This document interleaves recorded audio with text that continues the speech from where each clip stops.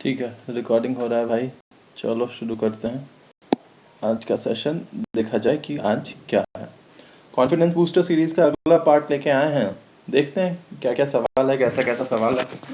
Hope कि मजा आएगा। आज का क्वेश्चन सेट करने में हमारा योगदान बहुत कम है। आज के सवाल जो हैं आप ही के सवाल हैं, आप ही लोगों के सवाल हैं। हम बस उसको रीफ्रेज किए हैं थोड़ा सा, ठीक है ना। सवाल आप ही लोगों का है और बहुत आसान आसान सवाल है, बढ़िया सवाल है। फंसने के चांसेस ज़्यादा हैं, जैसा अपना रिक्वायरमेंट है। हमारा रिक्वायरमेंट ये नहीं है कि हम आपको ज्ञान से आपका उद्धार करवा दें। हमारा रिक्वायरमेंट है कि हम जो पढ़ाएं उससे सवाल आपको परीक्षा में आए। तो देखो पहला सवाल क्या कहता है। कहता है percentage of Indian land under Ryotwari system during late 1700 and early 1800 was. तो सबसे पहले देखो ये एक सिस्टम की बात कर रहा है, रैयतवाड़ी। और कौन कौन से सिस्टम थे। परमानेंट सेटलमेंट था एक सिस्टम, है ना। दूसरा क्या था, रैयतवाड़ी। और तीसरा क्या था, महलवाड़ी, है ना। परमानेंट सेटलमेंट को ही क्या कहते थे, जमींदारी और इस्तेमारी। ठीक है, आई होप इतना क्लियर हो। तो एक बात आपको पता होना चाहिए कि सबसे ज्यादा जो एरिया था वो रैयतवाड़ी के अंडर था। Maximum area at that time was under the ambit of which law, which system? Ryotwari system. How much? 51% जो था वो लैंड रैयतवाड़ी के अंदर था। परमानेंट सेटलमेंट के अंदर कितना था, 19% जो था वो परमानेंट सेटलमेंट के अंदर था। महलवाड़ी के अंदर कितना था, जोड़ लो, 15, 20, 50, 20, 70, 30% जो था वो महलवाड़ी के अंदर था। Important things to be noted. Permanent settlement Cornwallis, ठीक है। रैयतवाड़ी की बात कर रहे हैं, Munro, Hector Munro and Read.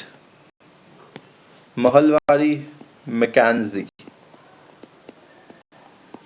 Mahalwari फुलवाड़ी मैकेंजी, ठीक है।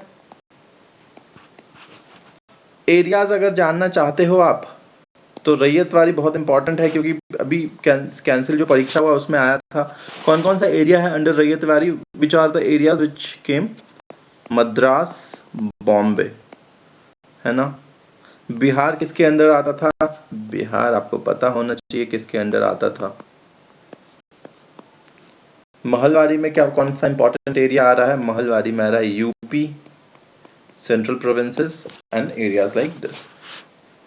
तो the answer to this question will be, इस सवाल का क्या आंसर हो जाएगा, रैयतवाड़ी सिस्टम के अंदर कौन सा एरिया, कितना प्रतिशत एरिया आता था। तो रैयतवाड़ी के अंदर आता था 51% एरिया, है ना। आंसर हो जाएगा बी। ये सब कराया हुआ है, रिवीजन सीरीज चल रहा है तो रिवीजन में बात करते हैं। कहता है who honoured Raja Ram Mohan Roy with the title of Raja. मतलब राम मोहन राय एक आदमी था, उसको राजा की थे, पार्डन मी, राम मोहन रॉय एक आदमी थे, इंसान थे, उनको राजा की उपाधि किसने दी, ये सवाल कह रहा है। राजा की उपाधि किसने दी। तो देखो बच्चा, जो हमको सवाल भेजे थे आप अकबर मार रहे थे आंसर उसका, याद रखिएगा इसका आंसर क्या है, अकबर 2। तो the answer to this question will be what? Akbar 2. Therefore the answer will be none. इसका आंसर क्या हो जाएगा, none। ठीक है। अब चूंकि राजा राम मोहन रॉय की बात कर रहे हैं, आर राजा राम मोहन रॉय की बात कर रहे हैं, तो जब भी हम राजा राम मोहन रॉय की बात करते हैं दो पत्रिकाओं की बात करेंगे। कौन कौन सा, मिरत उल अखबार एंड दूसरा पत्रिका कौन सा होगा, दूसरा पत्रिका होगा संवाद कौमुदी। कोई पॉइंट है इसको गेस करने में कि संवाद कौमुदी बंगाली में होगा और मिरतुल अखबार किस में होगा, पर्शियन में। इसको गेस कर पाओगे, एकदम गेस कर पाओगे, इसमें कोई तोप चीज थोड़ी ना है। राजा राम मोहन रॉय हम जब भी पढ़ते हैं हमको सिर्फ एक चीज याद आता है, कुछ भूल जाओ ये मत भूलना, ठीक है। He played a very important role। इस समय का आप हमको क्या बताओगे, 1829 पे क्या होगा, गवर्नर जनरल होगा, सिर्फ गवर्नर होगा या वाइस राय होगा, कमेंट करके बताना। और कौन था, ठीक है। 1829 से ठीक एक साल पहले चले जाओ। एक साल पहले जब जाओगे तो क्या बनेगा 1828 में? ब्रह्म समाज। ब्रह्म समाज की स्थापना Raja Ram Mohan Roy, and the people associated with Brahmo Samaj are Raja Ram Mohan Roy. उसके बाद कौन होगा? देवेंद्र नाथ टैगोर होगा या द्वारका नाथ टैगोर होगा? द्वारका जी को इज्जत देना चाहिए, द्वारका नाथ टैगोर। फिर देवेंद्र नाथ टैगोर, फिर केशव चंद्र सेन। अपनी बेटी का बाल विवाह करते हैं ये आदमी, ठीक है। ब्रह्म समाज ऑफ इंडिया जैसा कुछ बनाते हैं, है ना, सब बताया जा चुका है, ज्यादा डिटेल में नहीं जाना है। When was the Supreme Court established at Calcutta? क्या कह रहा है? कलकत्ता में सुप्रीम कोर्ट कब स्टैब्लिश हुआ था? याद, word to be noted here is established.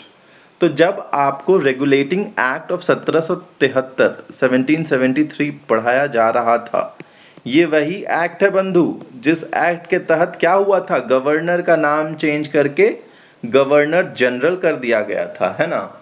Governor general of Bengal. Light चला गया, आ भी गया, ठीक है। रेगुलेटिंग एक्ट ऑफ 1773 के माध्यम से गवर्नर ऑफ बंगाल को गवर्नर जनरल ऑफ बंगाल कर दिया गया था, और एंड दिस पर्सन के पास ज्यादा शक्तियां थी।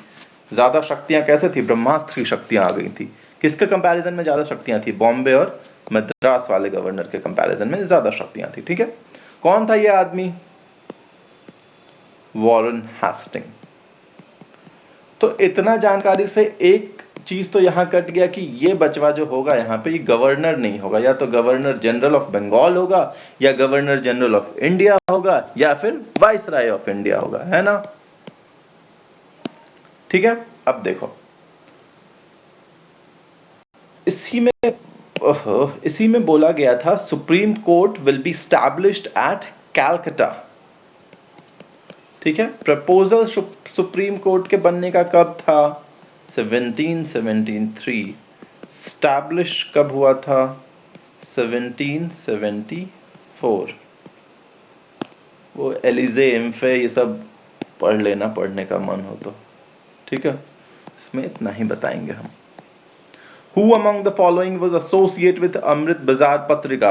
अमृत बाजार पत्रिका, दो लोग एसोसिएटेड हैं। शिशिर घोष, कुमार घोष लिखना है तो लिख दो, मोतीलाल घोष, घोष ब्रदर्स, ठीक है। ए एंड बी, ये स्मॉल ए है, ये मत बोलना कि कैपिटल ए तो कुछ है, ये नहीं है सर, ठीक है। अमृत बाजार पत्रिका क्यों फेमस है? वर्नाकुलर प्रेस एक्ट इसी को टारगेट कर रहा था मेजरली। वर्नाकुलर प्रेस एक्ट कौन लाया था? Lytton. Who did away with this vernacular press act? Ripon. Who is called, अरे वो क्या कहते हैं इनको, प्रेस का लिबरेटर ऑफ प्रेस, किसको कहते हैं? रिपन को। मैकाफे, है ना। इतना चीज जानना चाहिए आपको। लिटन और रिपन के बारे में आपको जानना होगा। 1706 to 80, 80 to 84। इंपॉर्टेंट चीज, एल्बर्ट बिल कंट्रोवर्सी, ठीक है। वर्नाकुलर प्रेस एक्ट को और क्या कहते हैं? Gagging act. सारा चीज हम लोग कवर कर चुके हैं, रिवीजन है, जल्दी जल्दी रिवाइज करते हैं, ज्यादा इधर उधर की बातें नहीं करते हैं।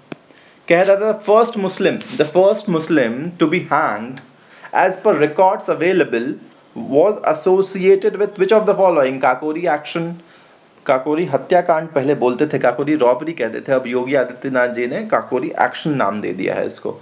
Muzaffarpur bomb case, Chandni Chowk incident, killing of Curzon वाइली।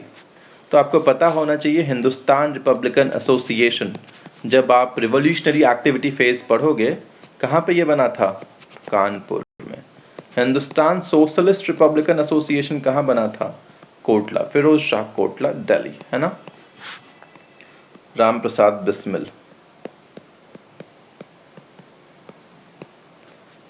Bhagat Singh and Chandrashekhar Azad. ठीक है, तो काकोरी में 8 डाउन ट्रेन सब बताया गया है, लूट लिया गया था। 4 लोगों को जो हम इम्पोर्टेंट है बताएं, जो हम बताना चाह रहे हैं, 4 people were hanged. Rajendra Lahiri, Rajendra Lahiri, spelling पे मत जाना, ये पता है हमको, किसी एक में हर शिकार होगा। ठाकुर रोशन सिंह, हम जानबूझ के थोड़ा गलती भी कर देते हैं ताकि सब हम सही कर देंगे तो मजा आएगा तुम लोगों को, कमेंट क्या करोगे फिर। ठीक है, अगला राम प्रसाद बिस्मिल जी,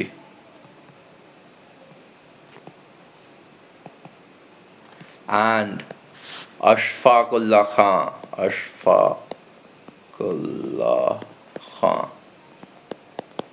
इनको कहा जाता है, he is called to be the first Muslim which is recorded as per record, मतलब वीडियो रिकॉर्ड नहीं, रिकॉर्ड मतलब as per records, he is the first Muslim to be hanged associated with what? Kakori action कांड। Muzaffarpur bomb case में कौन था बताने की जरूरत नहीं है, खुदीराम बोस, प्रफुल्ल चाकी। चांदनी चौक इंसिडेंट में कौन था? हार्डिंग की हत्या करने की कोशिश की गई थी, रास बिहारी बोस एंड टीम। एक इंपॉर्टेंट मेंबर का जो नाम आपको पता होना चाहिए, बसंत बिस्वास। नहीं पता था तो याद कर लीजिएगा इसको। कर्जन वाइली, चिल्ला चिल्ला के हम थक गए हैं, मदन लाल ढींगरा इंडिया हाउस के मेंबर थे। अपार्ट फ्रॉम ये इंडिया हाउस के और कौन कौन से मेंबर थे? इंडिया हाउस के एक सावरकर भाई साहब थे मेंबर, सावरकर जी मेंबर थे। एक और इम्पॉर्टेंट मेंबर थे, आप बताइएगा उनका नाम, इंडिया हाउस यूके में था, जो कि कर्जन वाइली की हत्या के बाद इन पे रेड पड़ी और ये भाग के चले गए कहाँ? सैन फ्रांसिस्को, और वहां पे उन्होंने गदर पार्टी की स्थापना की। आप हमको कमेंट में उनका नाम बताइएगा, किस इंसान की हम बात कर रहे हैं। कह रहा islands of Indonesia touching the equator is, but the main aim of the question is to tell you the island what has happened, the island of Indonesia, the major island of Indonesia which is not touching the equator, not touching the equator, ये हमारा M है आपको बताने का। not touching the equator जो है वो है जावा। जावा बड़ा इंपॉर्टेंट आइलैंड है इंडोनेशिया का, और ये टच नहीं कर रहा है।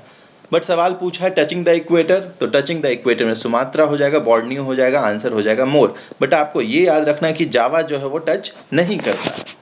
फिर से हम ड्रॉ करेंगे तो बच्चा कमेंट कर देगा कि सर ड्रॉ नहीं करिए, मैपवा बना के ले आया करिए। मैप बना, जानते हो पीपीटी बनाना सबसे कठिन काम है। इंजीनियर से पूछना पीपीटी बनाना कितना मुश्किल काम है, उससे जल्दी हम ड्रॉ कर देंगे।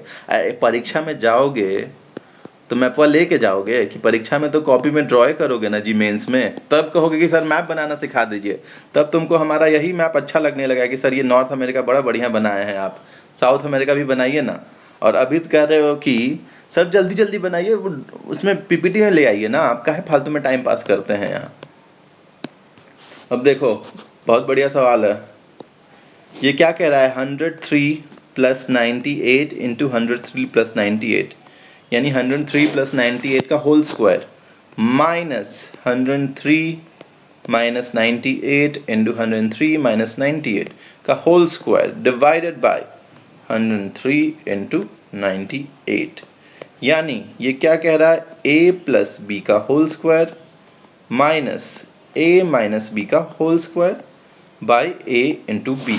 तो अब सिर्फ न्यूमरेटर देखते हैं, a² + b² + 2ab minus a² + b² minus 2ab by ab। ठीक है, यहाँ तक कोई दिक्कत है?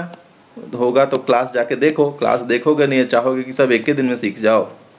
a² + b² + 2ab minus a² - b² + 2ab by ab। a² cancel, b² cancel, 4ab by ab, 4 answer है। Irrespective of what a and b is, the answer will be 4। Rohit भाई कल बता रहे थे कि 99% बात आपको बता देते हैं, 1% बात बचा के रखते हैं, झूठा आदमी है वो। वो आपको 40% भी नहीं बताएं. Whatever he knows, he has not even shared 40% with you. He knows too many things. Gradually धीरे धीरे उनका सारा राज खुल रहा है. झूठा इंसान है, 1% थोड़ी ना बचाएगा कोई जी. हम लोग के पास बहुत जानकारी है, आपको पता नहीं है. हम लोग सिर्फ पढ़ाई का ही जानकारी नहीं रखते हैं, और भी बहुत सारी चीज़ों का रखते हैं. ठीक है, अब देखो, who is credited to have introduced the canal system in India during medieval period. आज जल्दी खत्म कर देंगे क्या? हाँ, हो जाएगा. कह रहा है canal system in India during medieval period, कौन किसको क्रेडिट किया जाता है इंट्रोड्यूस करने के लिए? रजिया सुल्तान के बारे में हम सिर्फ एक लाइन जानते हैं, 3 years 6 months 6 days Razia Sultan का पीरियड था. इतने दिनों तक उन्होंने रूल किया था. This fellow is credited to have introduce the, मतलब इनको क्रेडिट किया जाता है कि इन्होंने पहली बार इंट्रोड्यूस किया था कैनाल सिस्टम. हाउएवर सबसे ज़्यादा कैनाल सिस्टम किसने बनाया था? फिरोज शाह तुगलक ने सबसे ज़्यादा कैनाल सिस्टम बनाया था. इंट्रोड्यूस किसने किया था? इन्होंने. तानसेन क्यों डाले हैं? देखो, जब भी हम अकबर का 9 जेम्स पढ़ते हैं ना, अकबर का 9 जेम, हमको नहीं, एकदम बकवास है. सबको क्या पढ़ोगे जी तुम? सबको पढ़ना ही नहीं है. तुमको सिर्फ 2 आदमी का नाम एकदम याद होना चाहिए, तानसेन और टोडरमल. अब पूछोगे क्या है, यही दुगों का क्या स्पेशलिटी है इन दोनों का? इन दोनों का स्पेशलिटी ये है कि ये भाई साहब पहले रीवा के महाराज के यहाँ गाना वाना गाते थे, और ये बाबा पहले शेरशाह सूरी के यहाँ थे. तो ये दोनों वैसे 9 जेम्स, वैसे जेम्स के पार्ट हैं जो पहले किसी के यहाँ काम करके आए हुए हैं. एक्सपीरियंस्ड आदमी हैं ये, इनके पास घनघोर एक्सपीरियंस है ज़िंदगी का. आई होप इसका आंसर निकल आया है. आसान सवाल आ गया. Which state government recently presented India's first children budget? MP presented India's first children budget. Karnataka में क्या है? एक्वेरियम सब खुला हुआ है, पानी वाला एक्वेरियम, ठीक है. विमेन इन वर्क ज़्यादा इंपॉर्टेंट है. बिहार में क्या है? रोहित भाई चीख के 5 सेशन ले चुके हैं. बिहार में क्या है नहीं बताएंगे आगे. ठीक है. Personally I feel this is the most important question of this confidence booster series, and somehow और द अदर यहाँ से आपको एक सवाल मिलना चाहिए. India's 100th unicorn is CSK is recently the first cricket team जो कि यूनिकॉर्न में शामिल हुआ, यूनिकॉर्न की लिस्ट में शामिल हुआ है. फिजिक्स वाला हमको लगता है, जहाँ तक हमारा नॉलेज है, 101st यूनिकॉर्न बना है, 100th यूनिकॉर्न नहीं बना है.